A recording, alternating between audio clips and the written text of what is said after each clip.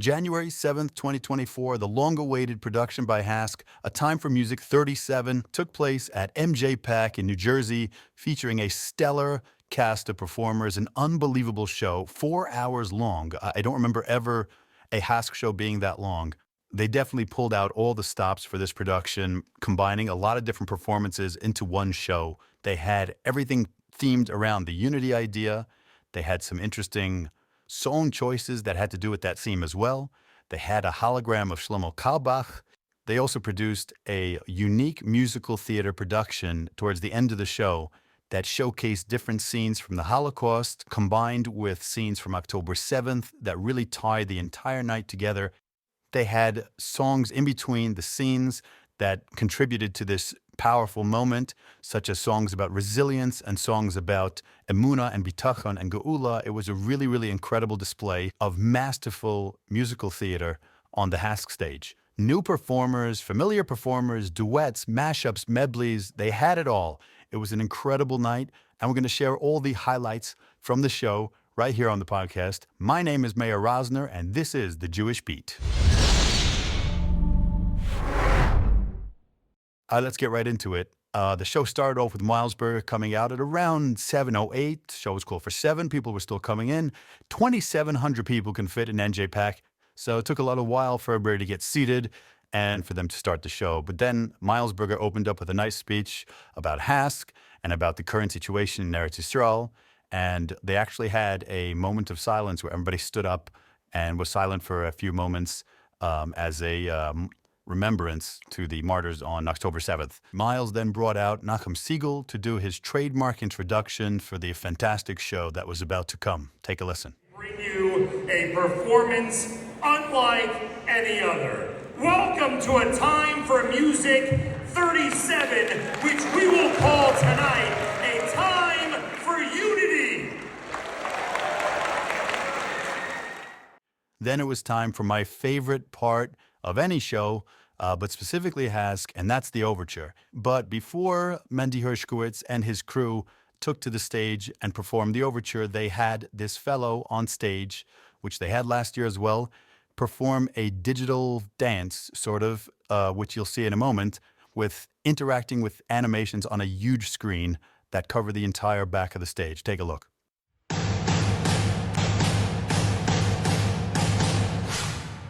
Again, they did a version of this last year, but really, really cranked it up a notch for this performance, and it really showed a lot of work goes into not only just the programming of the animation, but he has to rehearse to be able to time it correctly, so he's hitting the things at the right time.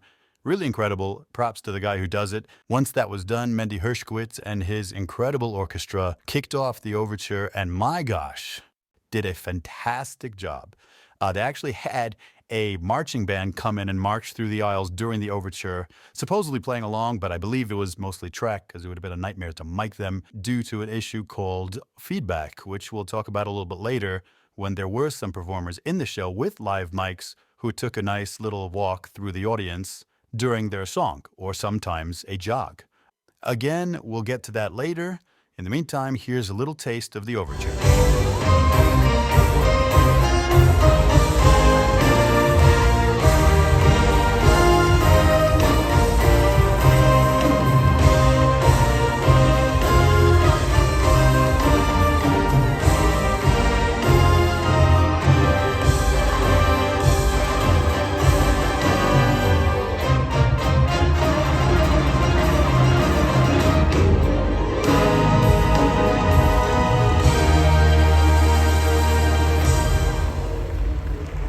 What an ending. My goodness. Okay, time to move on. Without any kind of introduction whatsoever, Shulam Lemmer just walks out on stage and begins singing a medley for the Israel situation. Starts off with Lo Yisagoi and also does sort of like a Misha Berach. I'm not exactly sure if that was a mashup or if it was originally part of the same song, but it was really a powerful choice on Hask's part to start off the show. I'm not sure how many times that has been done before, where they start off with something slow. Usually they like to get into it, right away in a nice fast song, usually a disco or a rock. But obviously, because of the moment and because of the vibe in the room, starting over the slow song was the right choice, which was the first in a series of smart choices, in my opinion. that were made by the producers of this show, which, of course, was the pivot group with Shlomi Steinmetz at the head.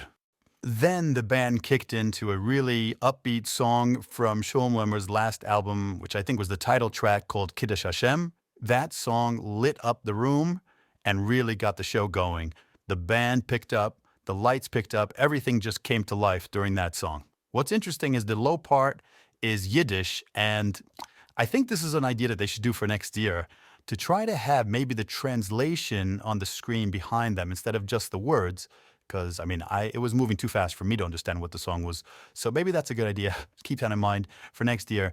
That paved the way for Benny Friedman to make his appearance. He appeared in a nice little backstage video, which I'm sure I've seen before on one of his music videos, but it was still fun to watch him do it, and came on to UD and segued into A Yid Never Breaks, followed by Yama. Very smooth transitions from song to song, very little talking at this point. It was just one after the other, no introduction really for any song or any singer.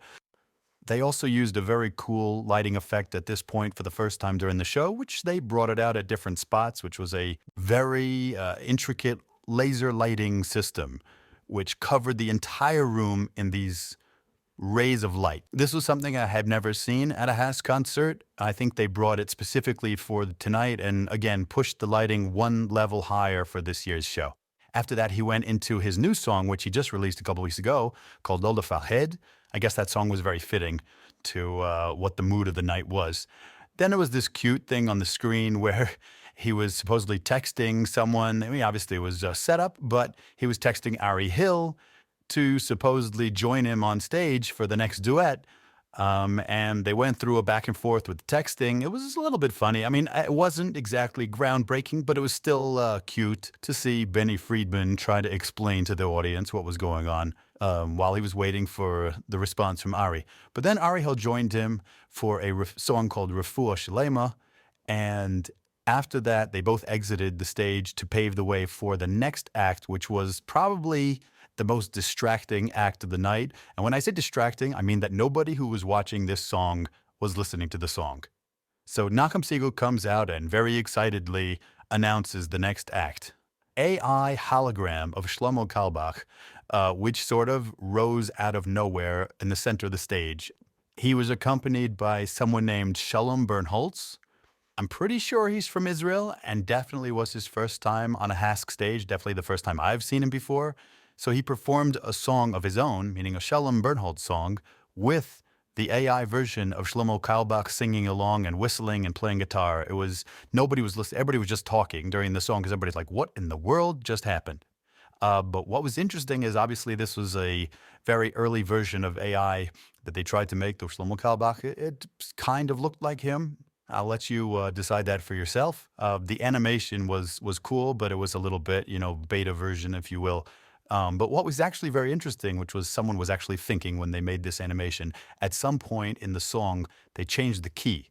And when you change the key, when you're using an acoustic guitar, you usually use what's called a capo. And they put a capo in the animation on Shlomo's guitar. And when they actually changed the key in the song, Shlomo moved the capo, which I thought was hilarious. I was texting a friend during the show. He was watching it online at home. And I was like, did you just see that? And he's like, yeah. I'm like, I don't know how many people actually saw it, but it was a very, very smart move by whoever animated this. Someone was thinking that maybe some people will notice that he didn't move the capo when the key changed. I thought it was really funny.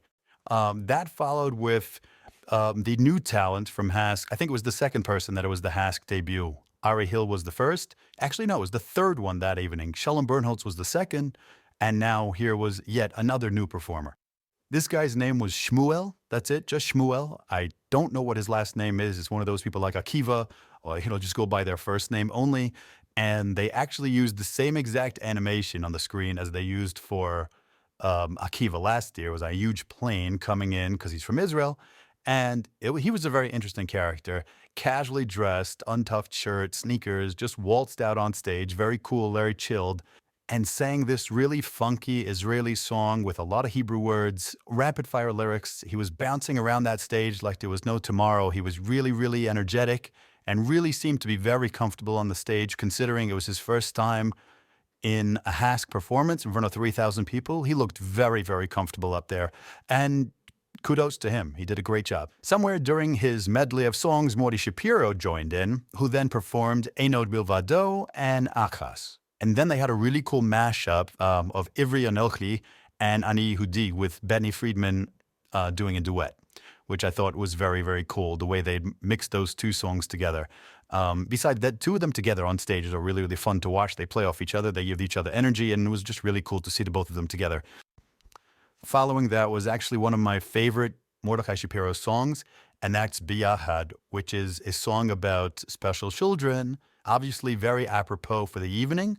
Even though he has done the song at HASC concerts before, he still gives it 110%. You could tell he really enjoys this song and he has a lot of fun singing it. He actually jumped off the stage halfway through the song, ran through the aisle. I just want to take a quick break to mention the masterful mixing of Ilya Lashinsky, the audio engineer from that evening. I mentioned before the potential feedback issue. Whenever you have a microphone in the audience that's in front of the speakers, it's always problematic for an audio engineer to make sure that it's not a feedback issue, which if you know a little bit about sound, it's when there's a loop going through the speakers and it can make a really, really shrill, annoying sound. So when he jumps off the stage, you hear for like a second, like a shrill shriek. I don't know, I think most people missed it, but I definitely heard it, in which Ilya immediately killed the feedback. Not sure if it was an automatic program that squelched it or not, but it was still really cool that it was just present for like a split second and then it disappeared and you never knew it was there. He ended that song, which I don't know how he has the breath for this. He ran down the aisle, spun around, and hopped up onto the stage sitting and finished the song sitting. It was just incredible. And without losing his breath, I mean, he had to take like a couple minutes after the song to catch his breath, but it was just a really cool way to end the song, just perched on the edge of the stage. Just getting some good exercise over here. You see me jump on stage like that? I didn't even plan that out. Okay, then it was time for Baruch Levine to hit the stage with the really popular hit Zeh HaKatan. He then followed it with a nice slow medley using songs like Chazek and Ein Aroich and Bitchu. And at the end, Shulam Lemmer joined him to finish up the last two songs, which were Lechadodi and The Power of a Nigun. Okay, now comes some of the more debatable, questionable, at least in my opinion, choices that Hask made. They brought on this fellow who apparently is very, very popular in the secular world and also has somewhat of a following in the Jewish world as well. Not sure what the demographic is, but from what I've heard, his music leans more towards the crunchy granola type of music. In terms, it's like all about love and happiness and togetherness, and we're all one. And it's a great message, but leaning more towards the secular music versus the Jewish music genre. He definitely has a tremendous amount of talent, but his song choice and his style of the way he sings is a little bit interesting.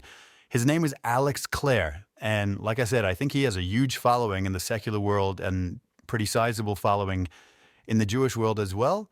But in my opinion, for Hask, it was a bit of a strange vibe. But he did a duet with Shulam Lemmer, who also can sing that type of stuff also. So it was a nice match to put them together.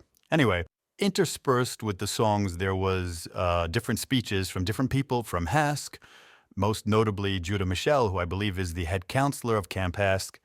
And they had a very nice video presentation highlighting some of the counselors and the staff of Camp Hask, and they actually included a video which was very poignant because he had just been nifter a few weeks ago, was Reb Matzio Solomon on his visit to Camp Hask. So again, that was, I thought, a very smart choice to bring that in.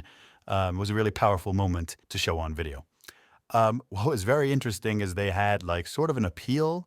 You know, they asked you all to donate, and they showed a QR code on the screen for ostensibly people to scan on their phone and immediately donate. The problem what they didn't realize was the screen itself was curved, and I was sitting next to a friend who tried scanning the code, and because the way the screen was curved in the center, it messed up the QR code and it would not scan at all. Now, could be this was just a problem with my friend's phone, but he's a big tech guy. He told me that if you curve a QR code, it completely messes it up. So Listen, I could understand if they didn't test it exactly from before.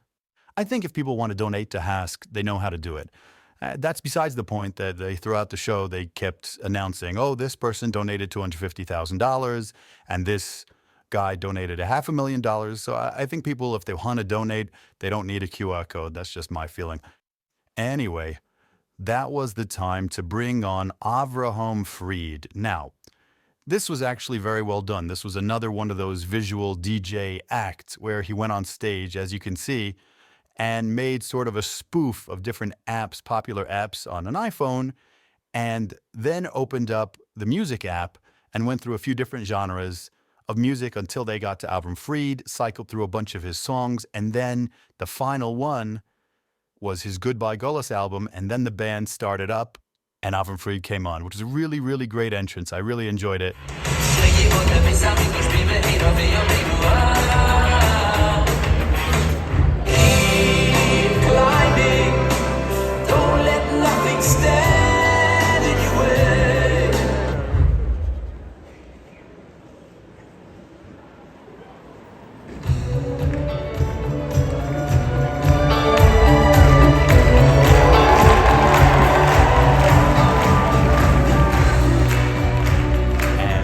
Goodbye Gullus, On Giant's Shoulders, A Little Bit of Light, Forever One.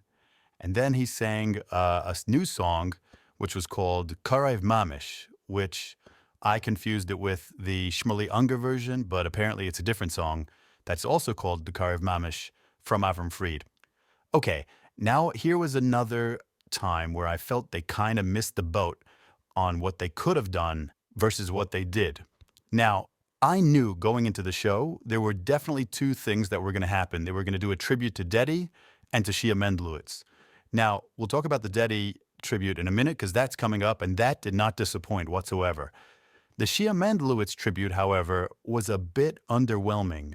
I mean, I was expecting a huge video presentation with clips from Hask from the past 36 years, all compiled together into this massive production showing how it was his idea, Shia's idea, to do this in the first place, to make a concert to raise money for Hask, and he raised the bar year after year. For 18 years, he produced that show.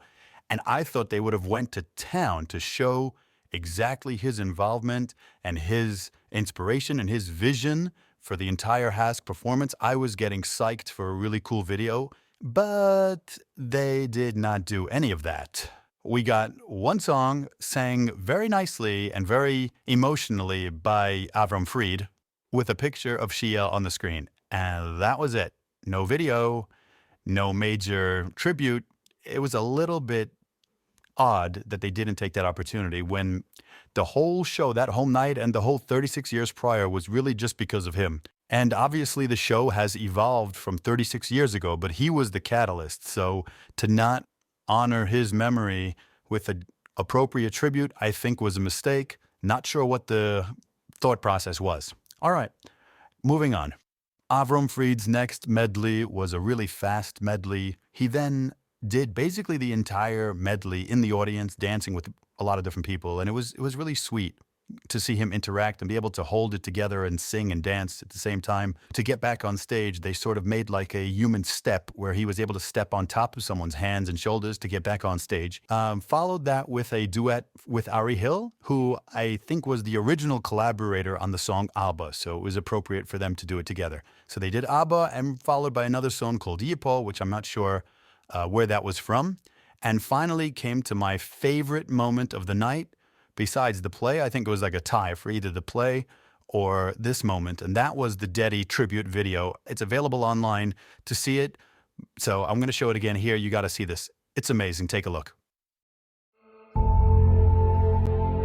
62 years ago, we were gifted a star. A star that would illuminate the world. Dedi. A true legend in every sense, Dedi surpassed the bounds of life itself. He embodied joy, bringing happiness to thousands through his magnetic personality, enchanting voice, and genuine love for every Jew. An all-time favorite of the Hask stage, Dedi brought us stellar performances and special moments. What am I, chopped liver? She was an integral part of the Hask family and a dear friend to all who were blessed to know him. Good evening, Hask! Nine, nine, nine, nine, nine, nine, nine. Oh! Come on! He infused our stage with life and connected with audiences of every background. Everybody sing together. كلنا نشير بياخا. Unbelievable, this Hask. I knew they're gonna do it to me. Where am I? Avrem Elfried, you forgot about me? I'm coming anyway, I don't care what. You'll see me on stage. It's difficult to fathom that you're no longer with us. But your sweet voice, immense heart, and inspiring legacy will forever live on.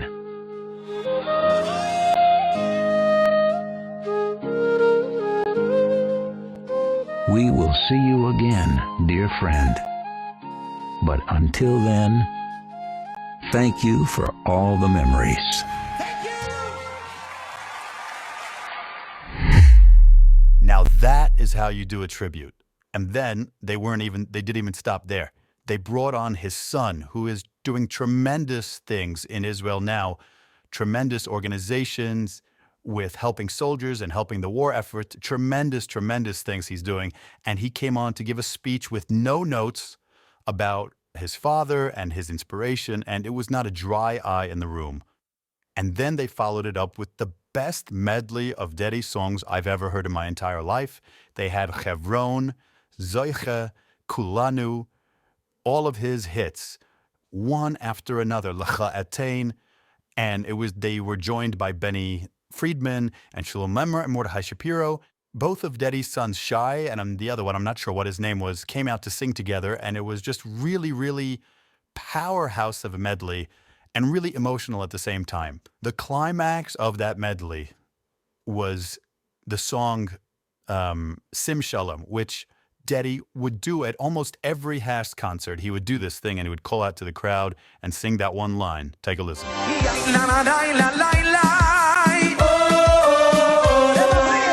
Everybody sing together.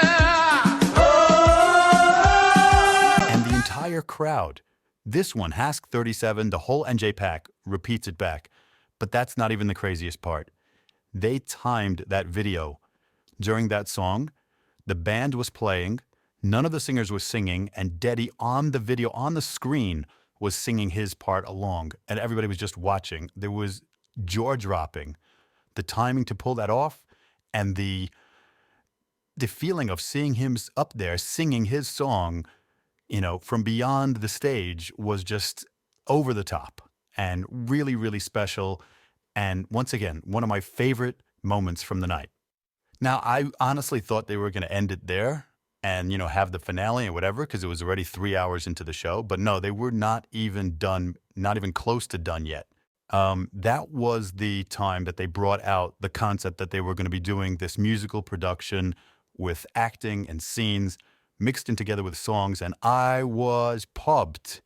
I have not seen a Hask play since Hask 7. That's over 30 years ago. I mean, I wasn't around 30 years ago, but I remember seeing it on video, and we were just talking, if you were following this channel, last year about this, that they should do another play, and finally they actually did it. So here's how that went.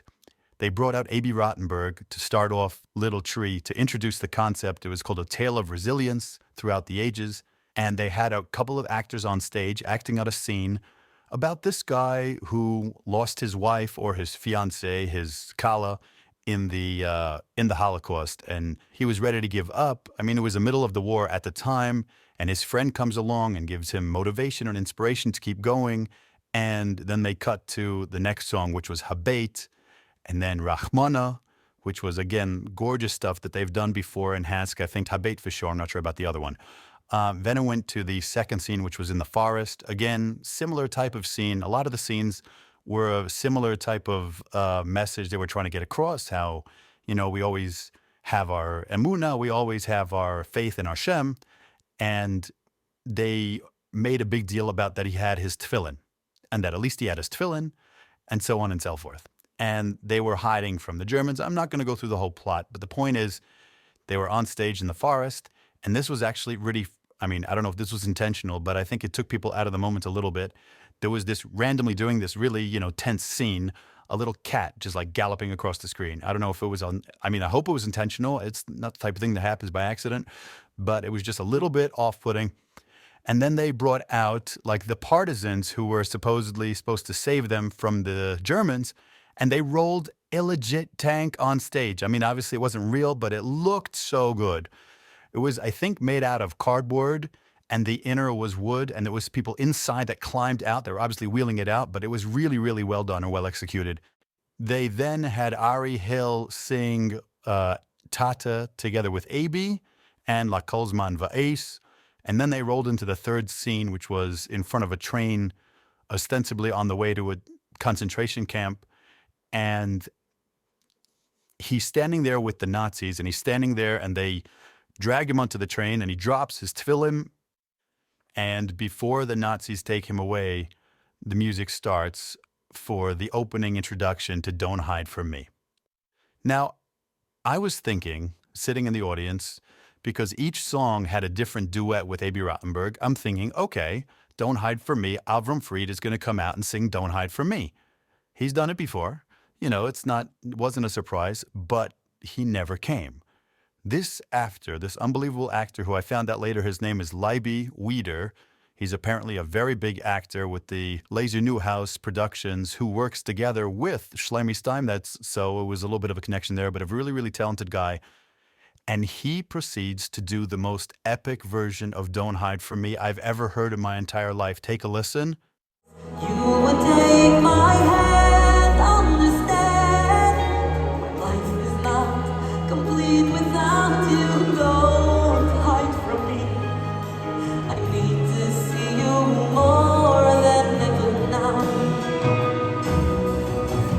2,000 years is a million years too long to search for the life that I have never known.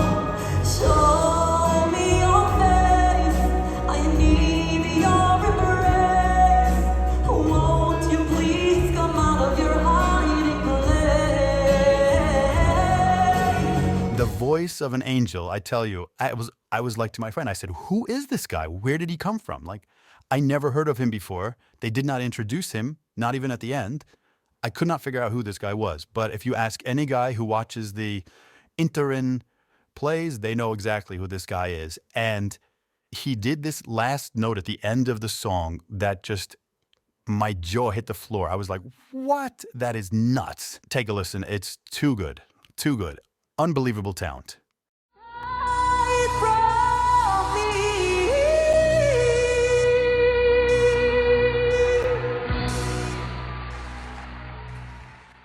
He exits the scene. The Nazis take him off stage in the train. He had a real boxcar on stage. And then his friend comes on and sees the tefillin laying there on the floor. He had dropped it, or he was forced to drop it, and goes to pieces and takes the tefillin with him and says, okay, that's it. He lost. He's dead. He's gone. And then they sing Memories. Fried, at that point, comes out and sings Memories. And Shapiro comes out and sings From the Ashes, another A.B. Rottenberg winner. And, of course, they sang The Man from Vilna. I mean, the choices of songs were just so perfect and so apropos for what was going on, and just each moment perfectly tailored to the song that came with it. After that, they had sort of like a tribute video to October 7th, bringing it to present day, and then opened up the last scene in a bomb shelter, supposedly on October 7th. I don't know if this story is true, but it would, even if it's not, it definitely could have happened. So this little kid, this 12-year-old kid, is sitting there and doesn't know where his father is, and just overcome with despair and fear, and he's being calmed by an older man there who he doesn't know. And he says, it's my bar mitzvah today, and I was supposed to put on tefillin today, and now we know I can't. And so the old man says, even though your father's not here maybe, but I'll put on tefillin with you, and I have a pair of tefillin that I want you to have, or I want you to put on now.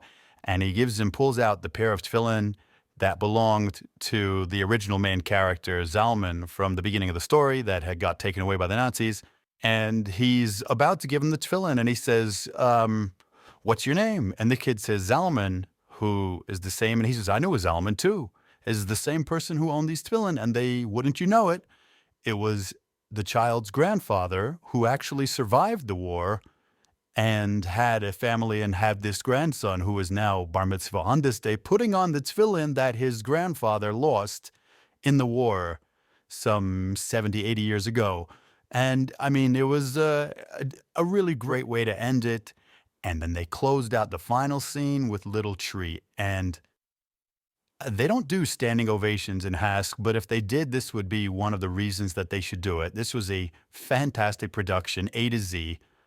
The costumes, the lighting, the props, the sets, the acting, the singing, everything together was a masterstroke in good Jewish musical theater. And again, I thought at this point, okay, they're done, right? No, they weren't done. And here's the only part of the show that I had a little problem with. I mean, the other areas of the show that I mentioned, less than positive reviews, was okay. This one really bothered me, and I might be alone in this opinion, but feel free to share your comments below on what you hold of this decision. And while I have some theories to say maybe why this was done, but basically the play part is over. And without any introduction whatsoever, without any kind of closure to what you just witnessed, on the stage, they just say, ladies and gentlemen, please welcome Matt Dubb. Now, I'm not going to give my opinion about Matt Dubb's music because it doesn't really matter for the focus of this conversation. What does matter is that you just finished a heart-wrenching story, ending it off with a feeling of emunah and, geula, and everybody's all wrapped up at the moment, and then you turn up the lights and do this DJ medley. It completely, utterly destroyed the vibe and the mood that was in the room, and in my opinion, was a terrible mistake. I mean, if they would have had it in the middle of the show, you want to bring on this guy to do a DJ set, fine. There's a lot of popular songs that he was doing, Vani Eftach and Lemi, fine, great, awesome. But to do it right after this half-hour-long drama, tear-jerker, it's wrong. It's just wrong. And I don't know what they were thinking. It was just a weird juxtaposition to have this really intense drama and then a dance party. It just didn't feel right. Now, I spoke to a few different people about this, and they said, well, they didn't want people to leave on a down note. Fine. So play Yerushalayim, play any of these inspirational songs, even fast, doesn't have to be slow, and leave on that note. But they left on such a weird vibe that it just didn't make sense. And I think what might have happened is to quote Shlomi Steinmetz, after October 7th, they completely changed their plans for this show, end quote. But what I think is that this somehow got lost in the shuffle.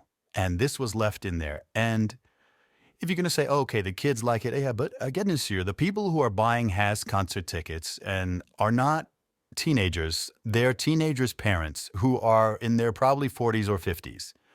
And I don't know that they appreciated it. And not only that, this is what they ended the night with. This was the finale. And all the singers are standing there singing these songs with the DJ beat going behind them, with the bass pumping like you would not believe. And all I could think of was, what is Avram Fried and Aby Rottenberg thinking right now? What is going through their minds?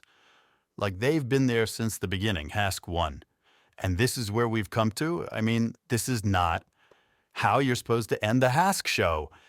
Like, I understand if you want to make a concert and this is what people are coming to see, fine, they know what they're getting into. HASC, in my opinion, is a high-class production. It did not work for me, but again, I don't want to discount the whole show because of these 10 minutes. I thoroughly enjoyed the entire show, and I would see it again in a heartbeat. Just, again, I think they might have just not thought this one completely through, even though they thought through every other detail. Under the sun, this one might have slipped away.